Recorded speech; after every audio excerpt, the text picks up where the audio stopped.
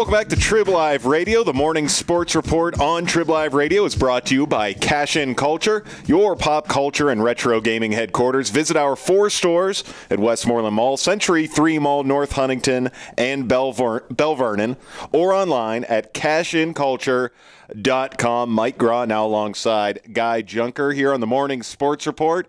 Guy, we've been waiting to hear who the Penguins would name as their new head coach. Now we have confirmation from Josh Yohe of the Trib from Penguins general manager Jim Rutherford that new guy is indeed going to be Mike Johnston of the Portland Winterhawks of the WHL. Well, just by the way you said that, you don't apparently like this hire. Well, I don't know anything about this hire, so it's hard for me to like one way or another. You and I were talking.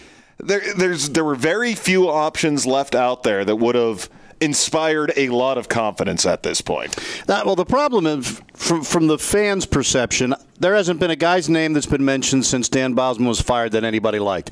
They don't like Ron Wilson. They don't like Mark Crawford. They don't want NHL retreads. They don't want to hire a minor league guy or a junior guy. How are guys like Crosby and Malkin going to react to a guy like that? Well, who do they want to hire? I haven't heard anybody other than Mike Babcock, which isn't happening this year, if it's happening ever.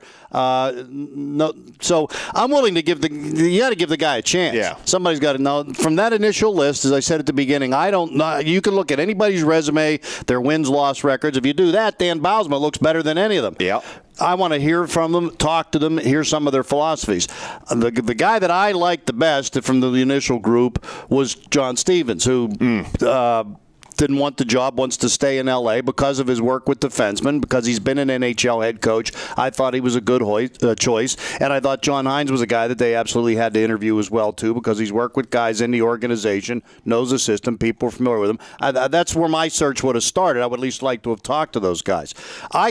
Frankly, I'd rather have a fresh face or a guy like this than I would a Mark Crawford or a Ron Wilson. I'm with you. I mean, everything I've read about him, and the guys in Canada, the media in Canada, have a lot of respect for him. I don't like the fact that he's kind of bailing on a situation that he at least had a hand in, the overpaying of of the drafting of junior players, and they lost some draft picks because of that. He's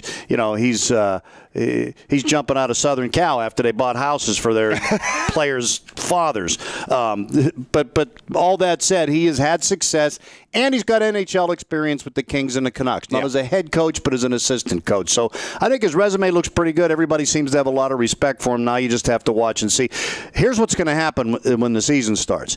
If they get off to a normal, good Penguin start, they're 10-4 or something like that, people will say, yeah, but Dan Bylsma did that. Well, I've got to wait till April and see. Or they get off to a 7-7 start and they say, where the hell did they get this guy? Exactly. It's going to be one or the other. If they're good, people are going to say, let's see what he does in the playoffs. If they're bad, they're going to say, why'd they hire this guy? Much like everything else with the Penguins, when you've got a franchise with this amount of star power, it's only going to matter what you do in the Stanley Cup playoffs, and that is ultimately how Mike Johnston is going to be judged. And I'm with you.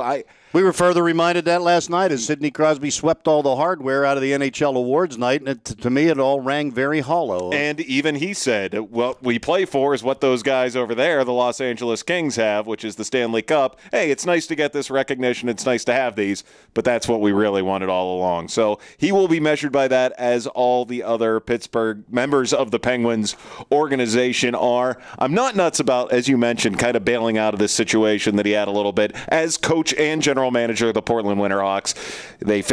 He had a lengthy suspension, a large fine for the team, draft picks pulled away, which I didn't even realize that we were talking about this. I didn't even realize there were drafts at that level for the junior players coming up for Bantams, but no first-round draft picks for that organization through 2017. Sounds a little harsh for the things the team was guilty of doing in their infractions, but still, it's kind of bailing on a situation that, as you said, he had a hand in creating. So when that's all that I know about him, that's something that puts me off on the wrong foot. Well, the other big warning flag to me is, why wasn't this guy on the radar initially? If Desjardins takes this job, this guy wasn't even one of the people considered.